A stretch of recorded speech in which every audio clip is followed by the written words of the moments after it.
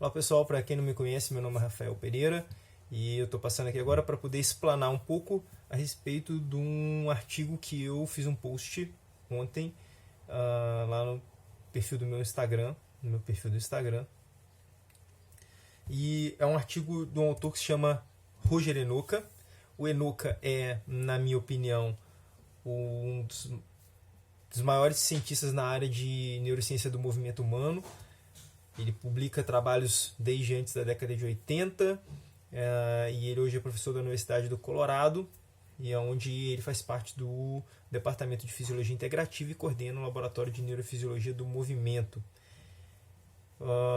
Quem conhece o Enoka por causa dos trabalhos recentes dele, que são principalmente voltados para estudo sobre o controle motor, controle das unidades motoras durante tarefas de precisão, às vezes não faz ideia de que quando ele começou a publicar os primeiros trabalhos dele, não eram exatamente com isso. E que, diga-se de passagem, ele tem estudos na área de levantamento de peso, né, levantamento de peso olímpico. E eu vou explanar para vocês aqui hoje sobre um artigo dele, publicado na revista Medicine and Science in Sports, publicação de 1979. Ok? É um artigo antigo? Mas eu preferiria chamar ele de um artigo clássico, ok? Porque ele foi base para o desenvolvimento de diversos outros conceitos dentro do levantamento de peso olímpico, na área de ciência do movimento humano aplicado ao levantamento de peso olímpico, e ao final eu pretendo mostrar a aplicabilidade desse trabalho relativamente simples em relação a tudo que ele produziu depois desse trabalho daqui, ok? Então o trabalho versa sobre a puxada no levantamento de peso olímpico. Ele fez uma análise especificamente da fase de puxada, no caso, tirar a barra do chão e levá-la até o quadril, ok? Então, esse foi o foco do trabalho dele. O que ele fez? Ele pegou 5 levantadores de peso experientes, segundo o relato dele no trabalho, e submeteu eles a repetições de puxada, tirar a barra do chão, trazer até o quadril, e eles faziam isso em cima de uma plataforma de força, tá? É um equipamento que mede a força, é uma plataforma, o sujeito fica em pé em cima dela, e à medida que ele faz força empurrando o solo, esses sensores, no caso, existe aqui uma célula de carga, um transdutor de força, que ele converte essa força de deformação do sensor em potencial elétrico, isso previamente calibrado. Então tem ali uma estimativa da força que é exercida do chão contra o solo, e pela terceira lei de Newton, essa mesma força ela é direcionada de volta para o pé do indivíduo, e isso ajuda a transferir a força entre as articulações e o sujeito conseguir levantar o peso, ok? Então o levantamento de peso olímpico, base primordial para o entendimento dela é entender a terceira lei de Newton. O estudo com plataforma de força se baseia essencialmente nisso. Então, o que ele decidiu fazer? Pegou esses indivíduos, colocou eles ali em cima. Eles faziam, segundo o relato no Materiais e Métodos do Trabalho, 3 repetições, com cargas que eram progressivas, né, chegando a 100% da carga máxima que ele conseguia levantar. Okay? Que não necessariamente era o que a gente chama de PR do indivíduo, mas era a carga máxima daquele momento dele. Tanto que no trabalho mesmo ele relata que, para esses indivíduos, essa carga 100% que ele usou no dia correspondia ali a 70%, 80%, 90% do realmente o máximo que ele já conseguiu levantar na vida dele. Mas naquele momento era o máximo do indivíduo, ok? Tá. Então vamos lá. Nesse slide aqui agora, eu vou mostrar um gráfico que está no artigo e que ele contextualiza o experimento e o resultado dele. E tem outras figuras, tem outras tabelas e outros gráficos, mas esse daqui, para uma noção geral do trabalho e para passar informação que eu acho que é interessante de aplicabilidade, ele é o mais útil. Vamos lá. O que você vê nesse gráfico daqui, nessa figura daqui na realidade? Ela tem um gráfico, tá? Esse gráfico a gente tem aqui o tempo, tá? A linha do tempo em segundos, e a gente tem aqui então o sujeito executando o movimento de retirada da barra do chão até levá-la ao quadril.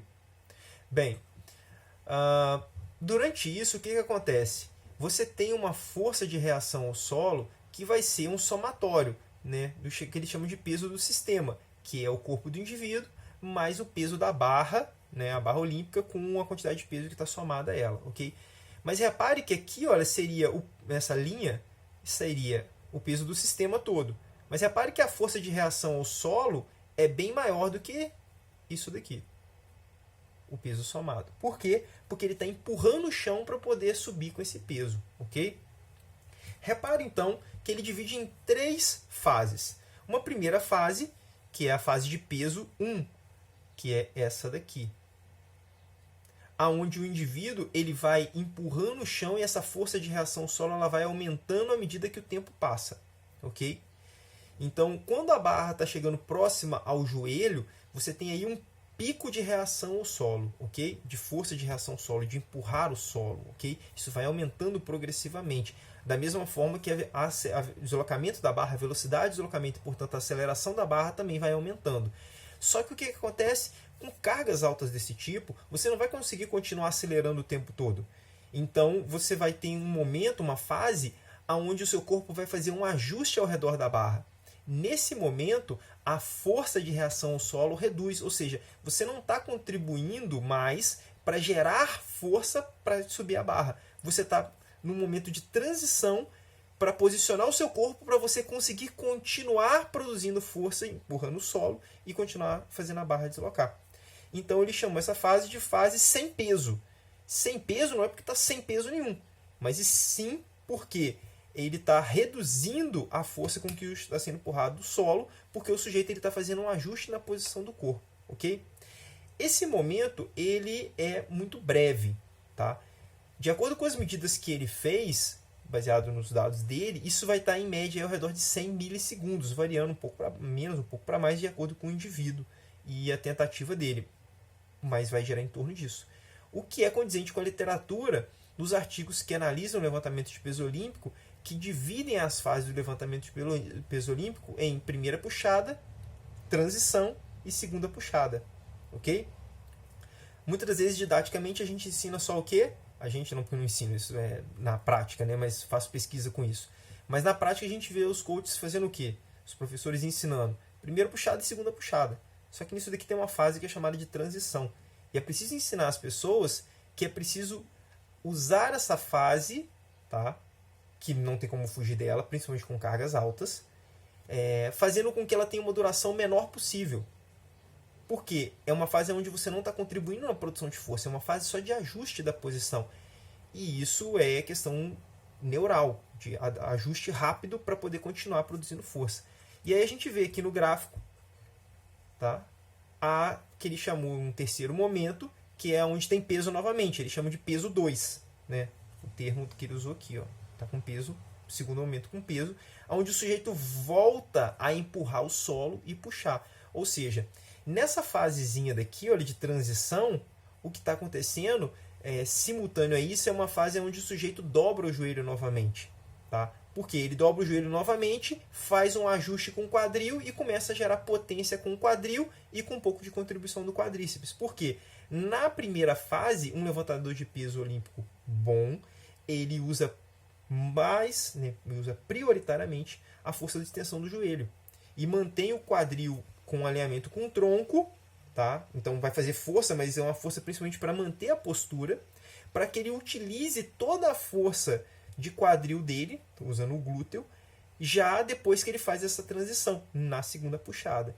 Para que o quadríceps tenha condição de continuar ajudando, se o joelho já estiver completamente estendido, ele não vai conseguir contribuir mais. Então tem um pequeno ajuste, uma pequena flexionada no joelho, para que o quadríceps consiga novamente gerar potência e ajudar na impulsão vertical, que é o que eu preciso. Quando eu falo impulsão vertical, eu empurro o chão verticalmente para que isso me devolva força para cima.